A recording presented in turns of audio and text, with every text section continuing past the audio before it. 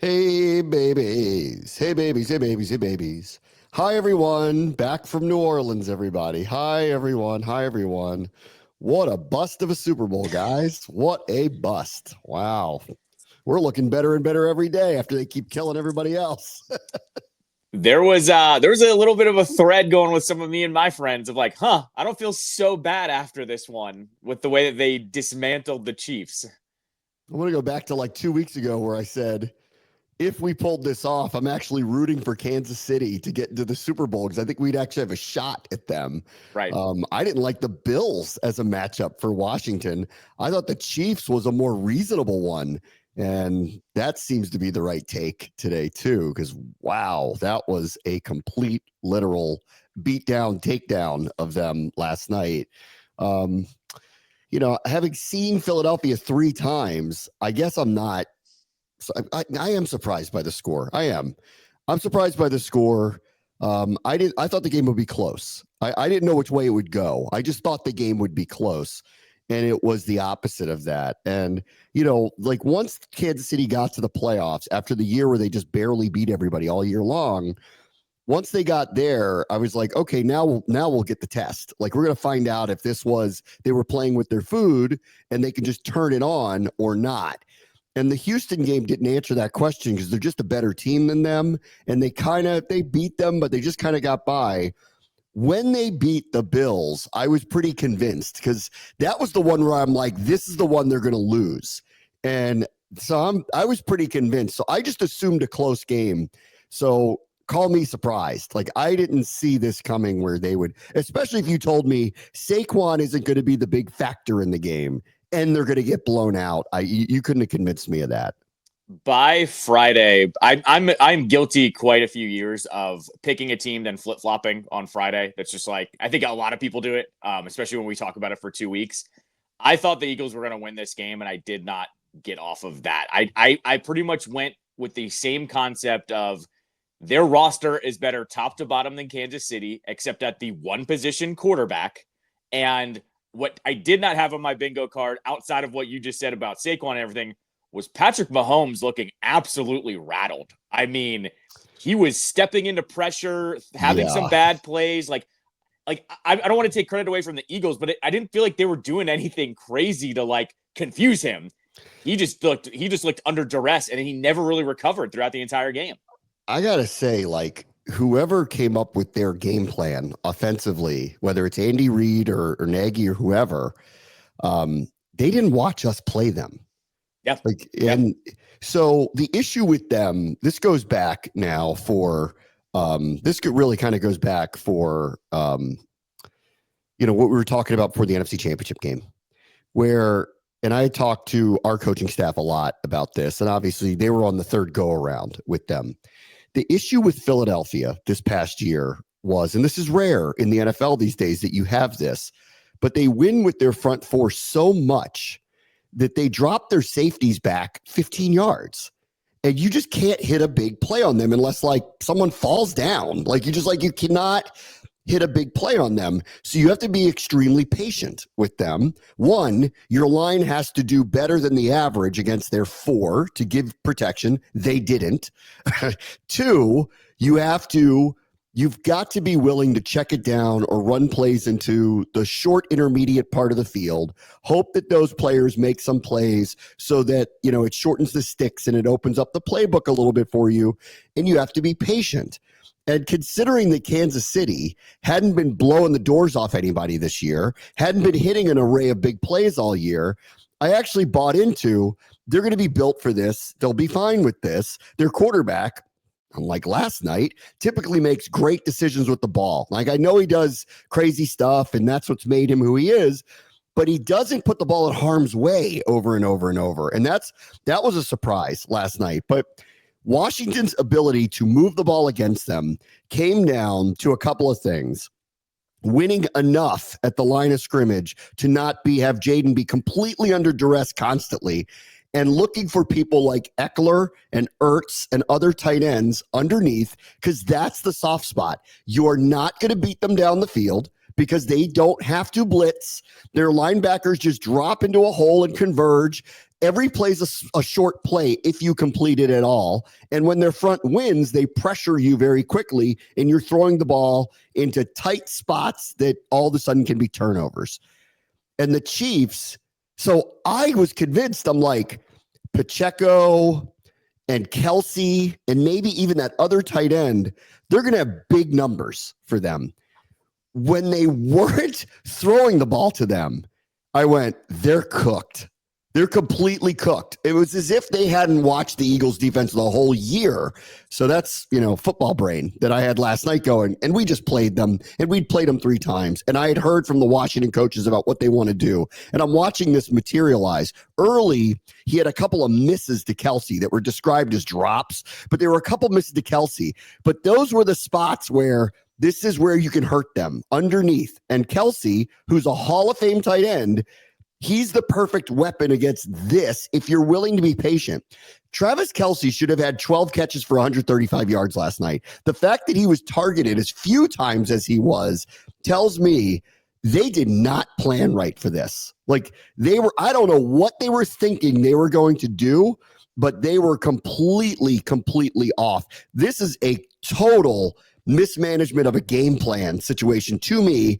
And then the execution, once it starts going the wrong way against them, you're cooked because you can't stop them. You can't get down 17-0. I don't care who you are. You can't get down by 17 to them. Well, and the other side of this too was like you talk about execution. The Chiefs were still trying these weird like misdirection plays when it was 17-0. Like it wasn't completely out of hand yet. Like you get a score, you're right back in this thing. And it was almost like, I don't know, it screamed a little bit of like, we still are going to be who we are, even if we lose. And I was like, you got to stop with these misdirection things. You got to just go with what works here. And by the time they finally got out of that, it was the second half and it was already too late. I mean, here's the other thing with the Chiefs too. I said this all year with the Chiefs. Their defense was the key to them winning. And that offense only was scoring around 20 to 25 points a game. The only game they went over 30 points was against the Bills in the AFC Championship game. And honestly, it took a last-second field goal to go over 30 points, right? And they got punched in the mouth and they counterpunched. But throughout the season, they haven't scored a lot. So when they went down early and when the pick six happened, that's when I called it. I was like, oh, this is over. Like they were not accounting for giving up a possession and the 7 points there. It's done. And it was at that point. I mean, that's where, to me, it was the dagger. And same thing though with Mahomes. He never settled down. Like, it was shades of that Tampa Super Bowl where he was just under duress the whole time. But I thought it was even worse because his decision-making was worse. It's unusual. They have this. This is what's scary about them moving forward is all these guys are young. So they win with 4 and win big with 4. You don't typically have that in the NFL. They win a lot that way. And it probably for a team that hasn't faced them, it was probably a touch surprising to them. They probably convinced themselves, oh, if they keep doing this, we'll be fine. They've got like Pro Bowl level offensive linemen. No, go watch them play the whole year. This is why they're the number 1 defense in the league. Not only do they have a lot of talent, but like they can play a style that very few teams can play. They force everything underneath. Like you cannot hit big plays on them. I guess Kansas City did late in the game. They hit one big one on them. And they had one of the touchdowns was a Mahomes, classic miracle play where he's running around, buying time and throws the ball from the sideline. Like there's nothing you can do about that. They hit one big play on them late when it didn't matter and the backups were in. The backups were in. That wasn't CJ Gardner-Johnson running back there. That was like the backups were in because the game was over. That's it. That's the whole year with them. You can't hit big plays on them because of the way that they play. And I just like watching it early. I'm like, when it was just 10-0 and they'd avoided, giving up a couple touchdowns and the Eagles had a turnover in the red zone. And I'm like, okay, settle down. You guys will be fine. When they didn't try to exploit the few areas where the Eagles defense will give you yardage, not a lot, but a little bit, I went, I don't know what they're doing. And once against a team like that, where if they get a lead, I mean, the one thing that did not happen was Saquon didn't bury them. But like typically when you're down big to a team like that and them, we know this, Saquon buries you in the second half. You either run out of time or he pops off some 60-yard touchdown run and that's it, ball game. That didn't actually happen last night. but it easily could have. And this game to me is on the Chiefs' offensive coaches. I don't know what they were looking at. And maybe it's just our experience of having played them 3 times, or I'm watching this going, there's only one way to attack them currently. You have to get their safeties to move up. So that screamed Kelsey should have had a huge high target game last night.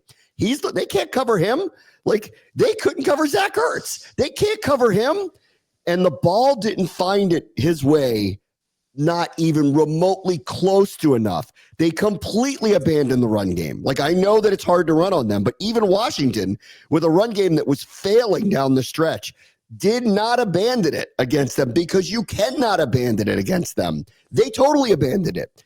This was, I don't know whether this is Andy Reid's game plan or Matt Nagy's or a combination of both, but for the first time in a while, I'm looking at Andy Reid going, what were you thinking last night? What were you watching? Why did you think that would work against them? Or what? I don't even know what you were trying to do, to be honest. So this is the first time in a while, and it's pretty, like, it's ironic it's against the Eagles, because how many times did their fans say when he got close that they hated his game plan, like in the big high leverage game? This is the first one in a while where I looked at Kansas City going, I don't know what you guys were thinking at all last night. Well, it's also a culmination. Like, did you see the stat last night? They've been down 10-0 in every single Super Bowl. Like, to me, that's a miracle. They've won 3 of them, right? Like, that's 15. 10, that's what right? that is. Yeah, like spotted 10 points in every Super Bowl, and they came out on top on 3 of them. Like, that's a little ridiculous. And I'm with you. Maybe Reid doesn't have a good game plan, and they've just been so good in the past. They've been able to overcome it and make some adjustments. Well, they have the second greatest quarterback ever.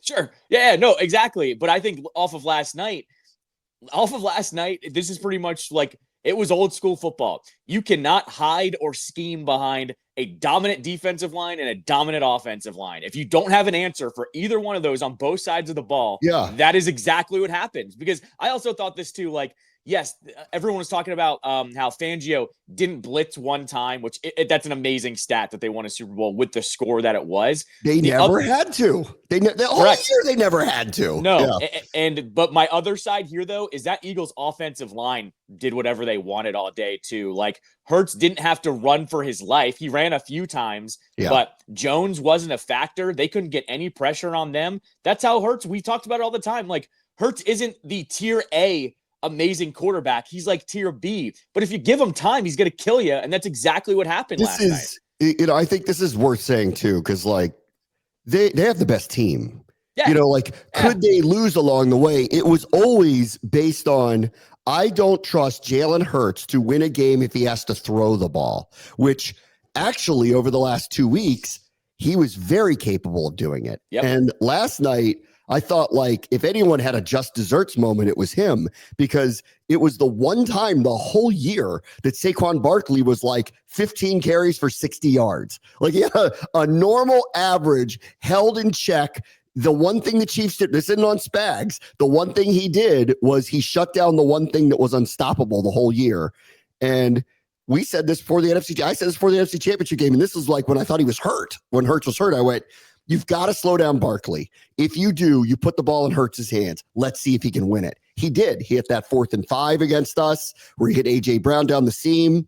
He was great last night, like totally deserving. It's ironic again. Saquon had the year he had, but the MVP of the Super Bowl was Jalen Hurts, and it was actually deserved, because if he's going to play like that, make the majority, he made one terrible throw, but like the majority of the decisions he made, whether it was to run or to throw, were protective of the ball or big plays, or he's going to hit a seam pass on a dagger throw to Devontae Smith, or 4th and 5 to Hurts a week ago, or the other 4th down they converted to A.J. Brown, or the stupid pass interference call that they got early in the game that really shouldn't have been called that was a perfect throw. Well, they're unbeatable. So it's worth saying this too. That's the best roster. The only thing that anybody ever pointed to and said, here's why they could lose, is if they play a Jaden Daniels, a Pat Mahomes, a Lamar Jackson, Josh Allen, whoever, that the mismatch there at the quarterback is the only thing on either team that you could point to and say, that's where our strength is. And him playing that way makes them unbeatable.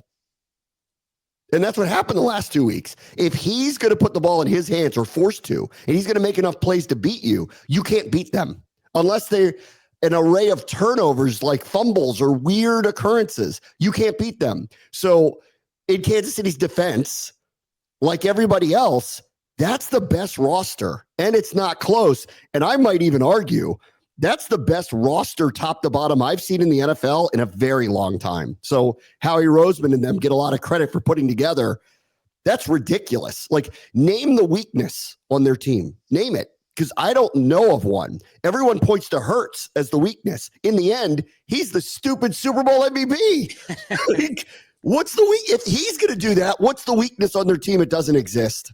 No, and I think the most impressive part was, I don't know if you saw the graphic. I forget if it was on social media. Yeah, I think it was on social media, not during the broadcast, of the defense from the Super Bowl 2 years ago. Like, the whole defense got turned over, essentially, and they have rebuilt it from the ground up, but they've kept the same main offensive pieces. Mainly with draft picks. Correct, That's exactly. The scariest part of it. Right. And so that was like the scary comparison, was like, oh, great. Like, they have that whole entire defense intact for a 2 to 3 to 4 year run. You know, with some of these guys too. I'm with you on Hurts too, by the way. Like, he shut up the haters the last 2 games. Like, and guess what? He was healthy too. That was our big gripe going into the Washington game. Like, was he not? If he wasn't healthy, then we had a better chance to win that game. He looked fine against us. He looked fine yesterday, of course, after 2 weeks of rest. He can run that offense. I'm not going to say anyone can, but he was running it very, very well. And the other thing that he did really well last night too, and he did this against us a little bit, he just threw the ball up to A.J. Brown. Like, we've seen this with Terry, with us on our side of things. Sometimes you just got to put the ball in your guy's hands or get it in his vicinity and he'll make plays.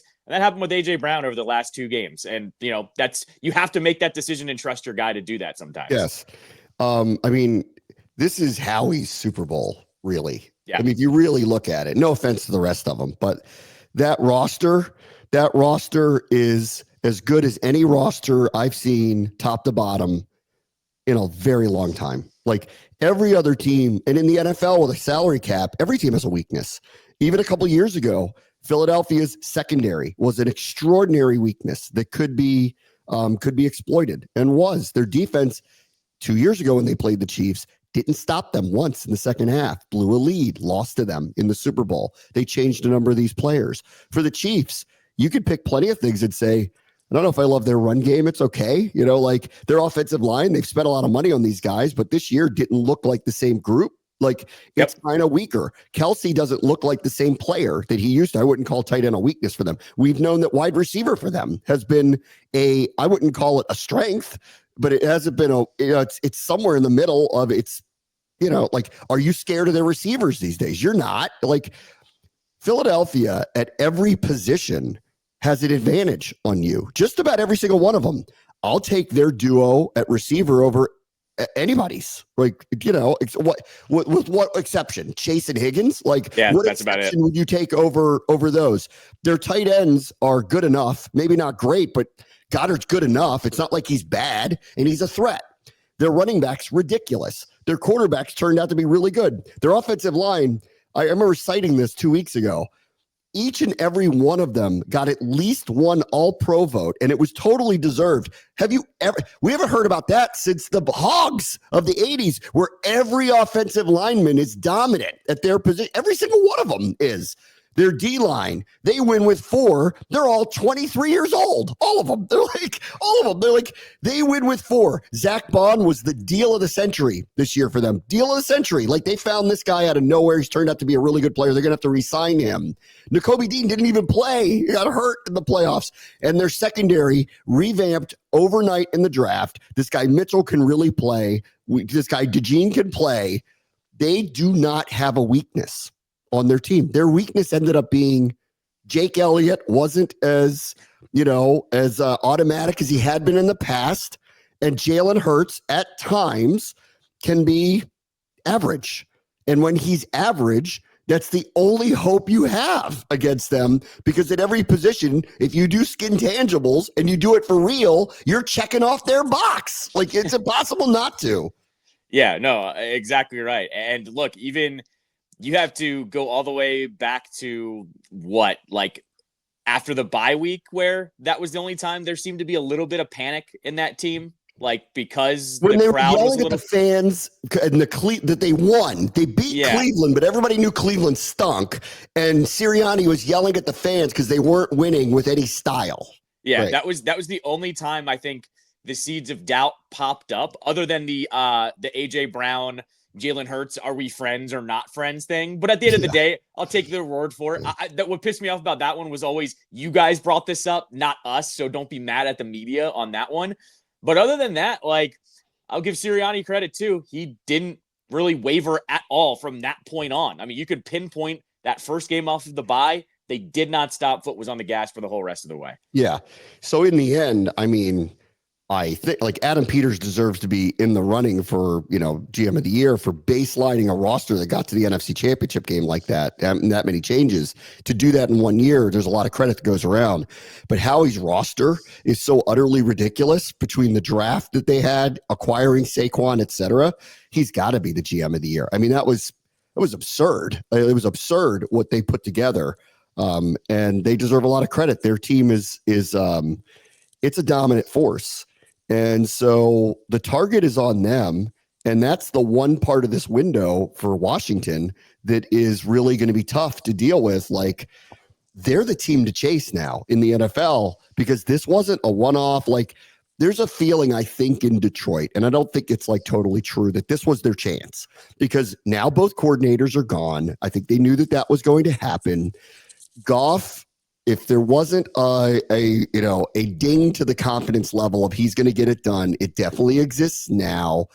They're still going to have the majority of their team back, and their defensive players will get healthy, and they'll be really good again. But there was this feel about them, like this was kind of the year, and they kind of had to do it. That's not it with Philadelphia. Philadelphia is going to bring the vast majority of this team back and add in free agency and a draft again, and they're going to address whatever they feel like they need to address. And, being on Radio Row, talking to a lot of people, in and around them through the week, there are very few things that they expect to change. And why would they? Outside of, can Saquon do that again? Probably not. Like history says, if you have a season like that, there's a downgrade, but it's not like he's going to go to being an average running back. He's just not going to have 2,500 yards or whatever the crazy number is again. The only thing that I heard from the Philadelphia people that I talked to is it's like just kind of known that Josh Sweat won't be back. But is that some kind of huge loss? Because they're not going to pay him. And he's going to get something on the open market that's bigger than they want to pay him. And look around at their roster. It's not going to be that big of a deal for them to lose him. They're going to replace him very easily. And they know that they've got to pay other guys, namely like Jalen Carter in a couple of years, or some of these other rookies that they have, or they may need some money to retain, I don't know, another offensive lineman or whatever it may be. But if you look around, Josh Sweat was like the only name that I heard, maybe Slay, we'll see, that's it. Like the whole team is basically coming back. And look at what they've done. Look how young they are on defense. They're the target. And that's the one part of being where we are right now, where it's very exciting, looking up, aiming up, arrows pointing up. But the best team in the NFL is in your division. It's tough. No, it's not only tough, but I think also like off of last night's game, it made me a little bit more excited, about this team, about how they performed this season. Like I sent off a tweet last night of going, somehow the Commanders with 3 really bad mistakes had a better performance than the Chiefs did in the Super Bowl against that team. They had a better game plan. Yeah. And the number one thing that I'm pointing to, and I already referenced like Mahomes before, was Jaden still didn't look rattled in that game. They were down by a lot. He still looked like the same quarterback. Mahomes did not. Like, that's rare for Mahomes to look that tilted during a game. So that was the other factor of this too, that I, as a Commanders fan, I was like, okay, like, let's giddy up again for this for next year and the year after and the year after. The other thing, by the way, that like, because we didn't talk a lot once you started getting on the guest on Radio Row, was the scariest part about last week was here's the Chiefs and the Eagles getting ready for the Super Bowl. And a top 5 defensive player, Myles Garrett, becomes, I don't know if he's available, but asks for a trade, right?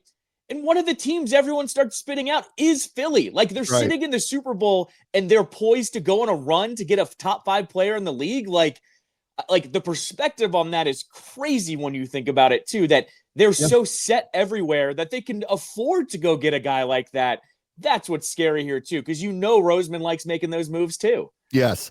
Like there's part of me that wants us to get Myles Garrett to avoid him going there. Yes. Or Detroit. Like it went right away that he could go to one of those NFC contenders. Yeah, it's rough. They're really, really good. They're really built to be good for a period of time. And part of it is they just nailed this draft, and the last couple really. And a couple of them were, I remember where they drafted Jalen Carter at 9 or whatever it was. And that guy should have been the number 1 pick in the draft. But because of some off the field stuff, didn't go number 1. And when they took him, I went, oh, for crying out loud. Like, that's the last place. I want somebody who's that talented to end up. Like, he shouldn't be there. He should be on Jacksonville or whatever right now, but they didn't want to take him because of how high he was. So, or how the off the field stuff, they didn't want to take him at that point in the draft. And so they've just really nailed it. And, I want to give them credit. And I feel like I remember a couple of weeks ago when I was talking to my friends in Philly, and I'm like, this is the first of, I think, a few of these over the next couple of years, because they recognize, and I think the whole NFL world over the last week threw the flowers at Washington because of Jaden, and they look at him. But to your point, and to what I was talking about earlier, the game plan that Washington had against Philadelphia 2 weeks ago was dwarfed the game plan that Kansas City walked in with. And it's almost as if they looked at that final score and said, well, we can't do those things or something. But the final score was not indicative of how close the game actually was. Like, the turnovers that Washington had, the mistakes that they made, or what flipped things on a dime. If you do that against a team of that caliber, you are not going to win, and it might look really ugly. That's what happened to Kansas City last night. They made the types of mistakes. Those 2 picks, the one that was a pick 6 and the one that Bond had, those were just terrible throws. Like, really. Our quarterback didn't at least do that. Our quarterback didn't have a bad game. We had mistimed fumbles. Like, that's what happened to us. And it spiraled the wrong way on them. But I keep thinking back now going, man, they were down by 11 in the second half. Jaden's moving the ball, and that Eckler fumble killed them. They had a game plan to move the ball against them. Kansas City just didn't even watch it because they didn't even try to replicate any of it. And having the familiarity with it, I was like texting all my friends. I'm like, Kelsey's going to have a huge game. Like, there's no way around it. He just is. Like, I don't know whether they'll win or not, but he's going to have 10 catches for 130 yards because they can't cover him, and that's who gets yards against Philadelphia.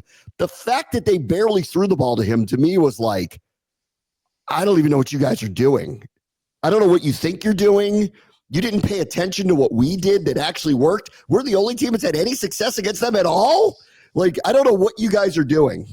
Yeah, I didn't understand the game plan at all. Like I said, they were too late to make adjustments too. Like, they still had to run their offense with the weird misdirections and stuff. It was, I don't know. It was just a really weird, like, it seemed like an ego thing with them too. It was like they were not going to let themselves lose, like actually not doing what they wanted to do. It was weird. Honestly, it was weird. It got out of hand. I'll give Spags credit here. They're the only team that handled Barkley. They're the only ones. Yeah. Like, the only ones that did it. And I said this 2 weeks ago when we played him. I go, if we could slow down Barkley, put the ball in Hurts' hands, and he beats us, I'll shake your hand and say good luck in the Super Bowl. Yep. And like, same thing. He made huge throws against them that worked. What are you going to do? They're just, at some point, they're just too good. You have to just say that. They're just, if you could do everything, then you're just too good. So I thought Spags was fine last night. It's the offensive side of the ball where I just don't even understand what they were doing. And that's on Andy or Nagy or whoever, or Mahomes, whoever it is, to go, you guys were paying no attention to them. You clearly didn't respect them. Maybe it's because you didn't play them all year, but we had played them 3 times. We knew what the tough task was to do against them. And it was almost as if they didn't watch us play them and didn't try to replicate any of it. Yeah. And the fact that they just totally abandoned their run game altogether was, what are you guys doing? Like, what? So whatever, that's them. All right, let me take a quick break. Brady wants to show ESPN 630, the Sports Capital.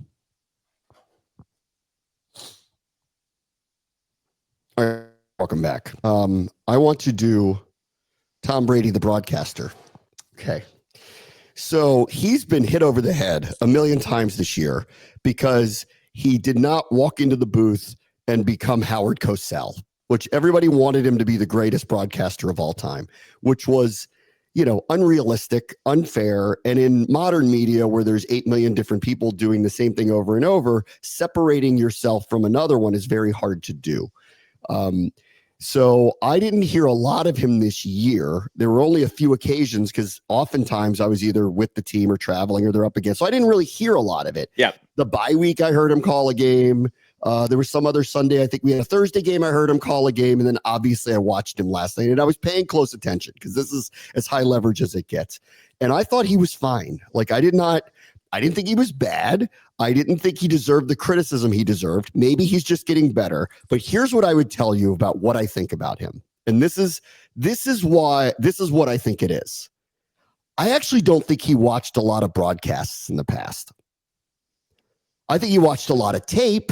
Yeah. He obviously knows the game. If you ask him about the game, he can answer literally any question. And can he say it in a way that is smooth and flows within a broadcast? That's where the problem is. And that to me only reads, I think if you asked him, who are your favorite color analysts? He would not have a good answer to that question because he probably didn't watch very much of it. That's where I think the problem is. If I were them, I would start with him and say, here's what I want you to do. I want you to watch this person, this person, this person, this person. I want you to tell us what you like about him and what you don't. And then we can go from there because what we'll all agree on is these people that we've selected for you to watch are really good at this. We're not asking you to be them. We need you to figure out what you like about them that works for you because that's my take on him. I don't think he's watched a lot of games on television with broadcasters calling it. I think he's watched a lot of games with the all 22 on film with no voice. He doesn't know what a broadcaster sounds like. That's what I think is going on here. That's what I think. I think that's probably a pretty good take. I also just think he is not comfortable in a booth yet. That's what I've gotten. I think he even still has some really awkward pauses where he doesn't even finish thoughts sometimes. Yes. Those to me are the jarring timing ones. is way off. Yeah. And so I think for him, I think he's doing this thing too, where you learn how to do this when you work in sports, whether you're calling games like you or I'm producing a broadcast where you have to do the thing where you watch the game and work. And it depends what your work is, right?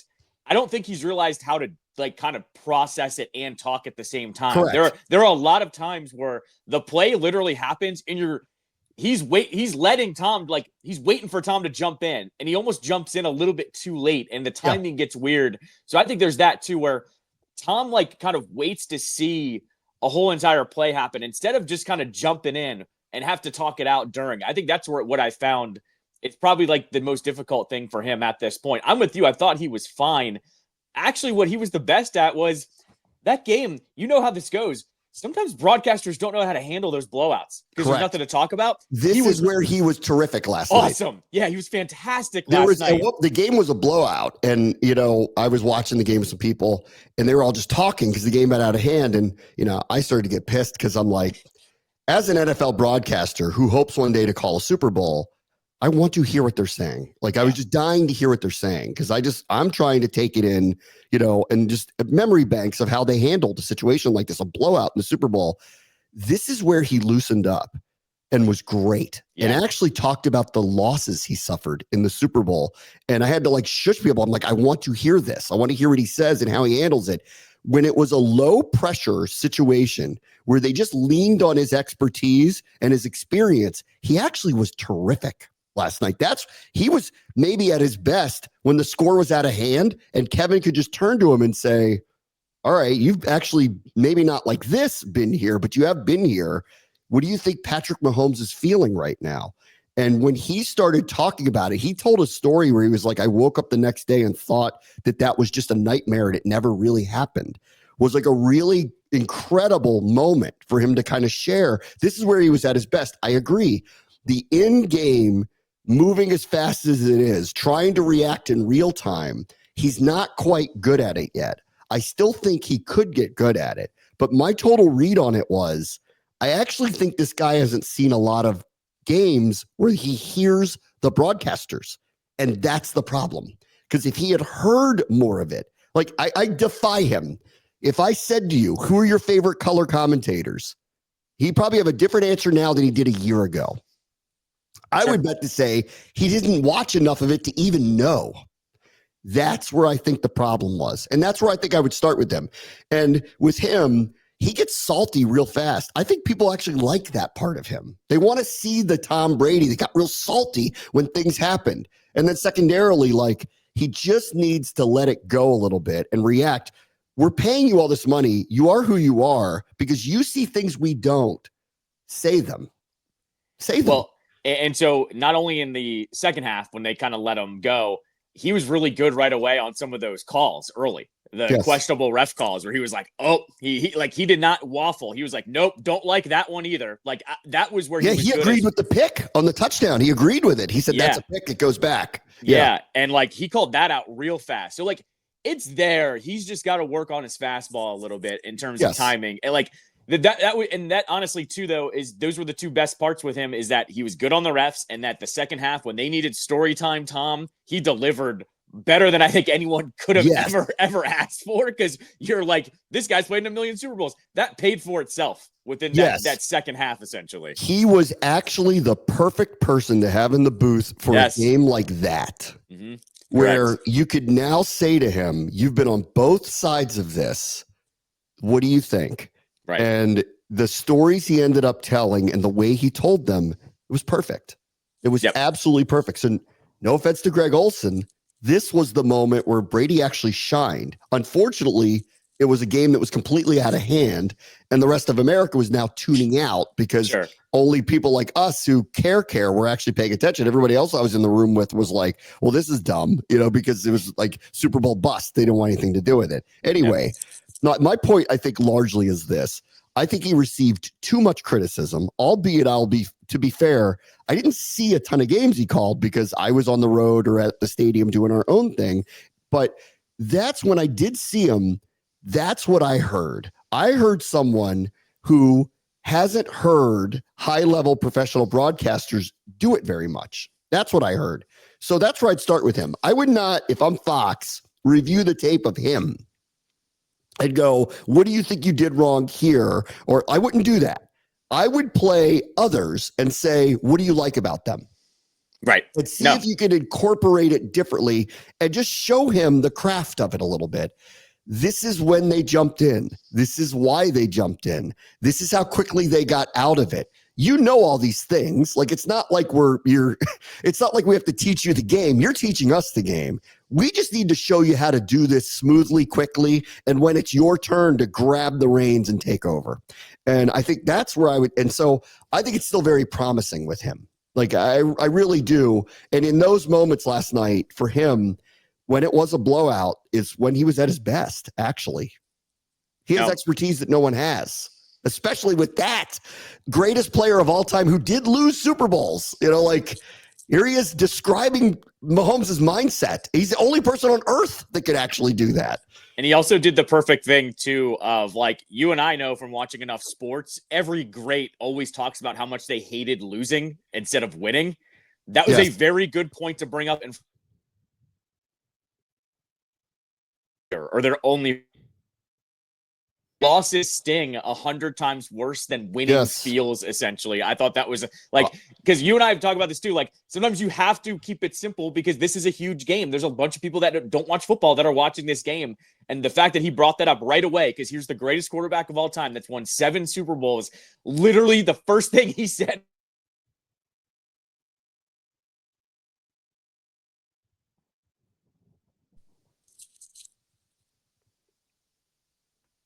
The other thing with him, I actually appreciated that he brought up, was he pointed out, because people never remember this, the year that he beat Mahomes, the Chiefs had lost their 2 starting tackles that week, and pointed out, he was like, Mahomes was very much under duress the entire game. Like, gave him an excuse. Like, that is pretty self-aware, because here's like, he won that Super Bowl, and he's saying, you know what, Mahomes did have.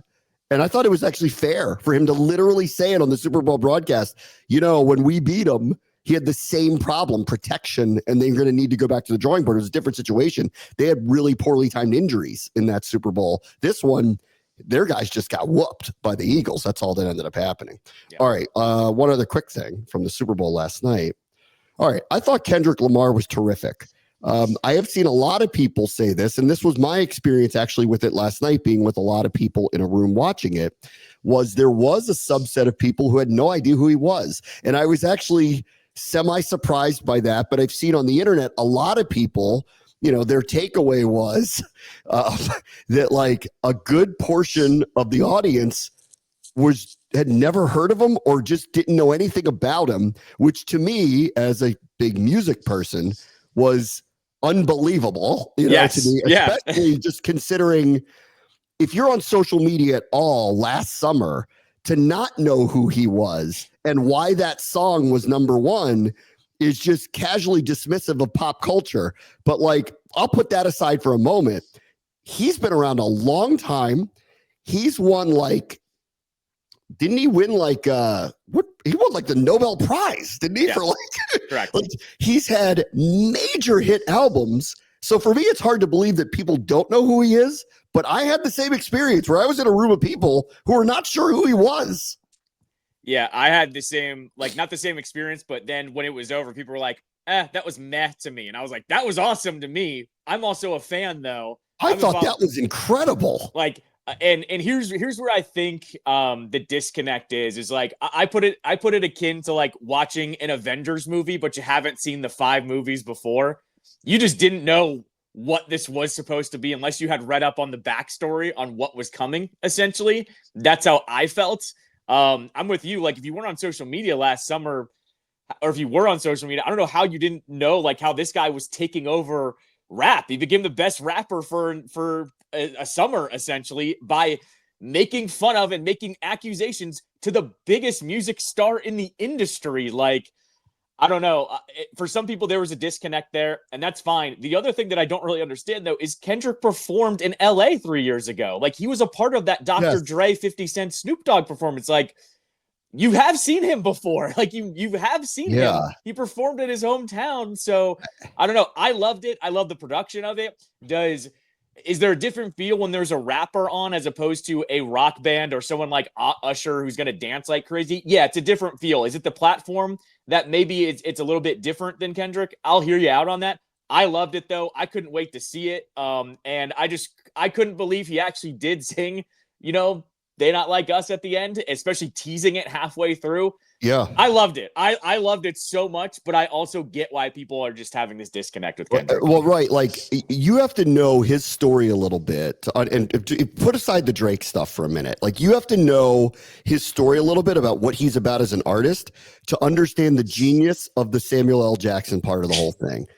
If you don't know that part, then I would see where you're like, what is this? It feels like some kind of weird stunt, but it was an amazing part of the whole thing. And then I saw someone else write this, and I thought this was true.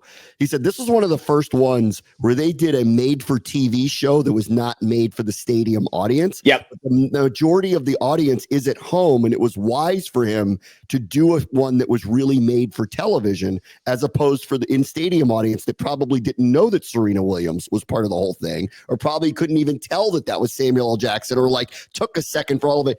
It was a perfectly placed TV version of a halftime show. I thought he was great. His music, I love him and I love his music. I also was surprised that he played Not Like Us, because I actually thought the NFL would put their foot down and say, considering the lawsuit that's involved with that they don't want to be embroiled in any of that at all. But they allowed it. They let it go, obviously without some of the language. And he didn't actually use the word pedophile. That was noticeable. He didn't actually use that word.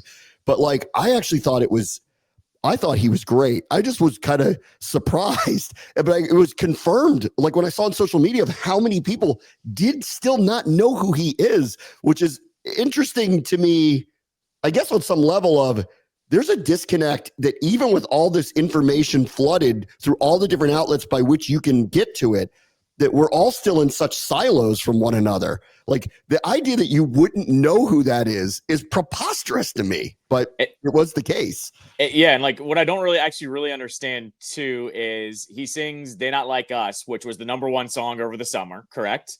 Yes. He does Humble, which you had to have heard 5, 6, 7 years ago when that came out. That was all over the charts. Then he sang, I forget what the name of the song is, but it's with SZA from the Black Panther movie. Yes. Like, how many people in America saw Black Panther? Like, I even forgot about that. I was like, oh, of course he's gonna play that. Like, he was on that soundtrack. Like, and then you've also heard these other songs from the latest album that have made their way on social media. Like, I don't know. I thought it was a little head in the sand from some people that were like, oh, I've never heard of it. Like, no, you have. Maybe you just didn't know it was him. I also, though, like, this is what I'm saying when I say it's like watching a Marvel movie. You don't know the references. Like the whole thing, he was wearing a lowercase a chain for a minor. Like, he was doing that. Like, he was also, the whole entire field was an X, a triangle, a square, and a circle, which is a Sony PlayStation controller. Drake's label is Sony, and then it said game over at the end. Like, there was a lot of things that even if you were a fan, you weren't going to get. And so that's where I thought maybe this one is just not the platform for him. Like I said, I enjoyed it. I totally see why a bunch of other people didn't get it, essentially. Yeah, I actually thought it was amazing. Really, really, really amazing. All right, last quick thing here. I want to mention the Caps because they're off this week. I saw this when I looked up last night because they had another comeback yesterday and got a point out of getting to overtime and eventually a shootout with Utah. And this has happened regularly where they've had these comebacks. Even I remember a couple weeks ago, we were talking about the one in Ottawa where they were down. It was one of those back-to-back night things. And it was just like, and they came back anyway. They have one loss in regulation since December 29th. Like, even the nights that they're off, they fight through and at least get a point out of the whole thing. Like, they're magic. They really are. They're magic this year. That one's at home. It's at home because they lost to Vancouver on the road in regulation. So it's at home. One loss since December 29th. That's it. One loss. Yeah, exactly. Total. And so, I mean, this is who they are, though. Like, and it's weird. They've turned into the old 2010 Caps. They'll go down to all of these teams and then come back in the third period. It's such a throwback to those old Ovechkin teams, but here's the difference between this Caps team and those teams.